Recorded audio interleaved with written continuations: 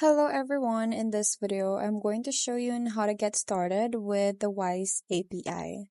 So first is create a free sandbox account, or you just have to log in to your real one. So all you need is an email and a password to get your test sandbox account.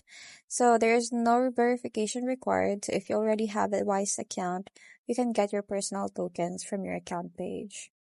And then step number 2 is start playing. So all new sandbox environments are pre-funded with 1 million GBP of test credit. So there's no need to use your own money. So if you don't want to play, you can go right to your account page.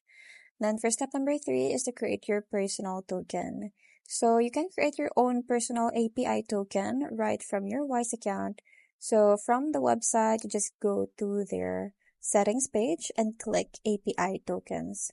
So you must have the two-step verification setup. So no available on the application at this time. So you can't have it on the application. You just have to go to their Wise website official.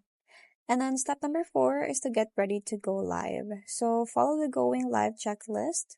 So you can get your API token from the sandbox or heading to settings on your business account page. So if your business account is new, you have to make sure that you're also verified and this two verification is set up.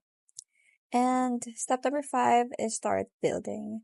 So now that you're connected, you can build anything you want, or you can just automate your payments or processes.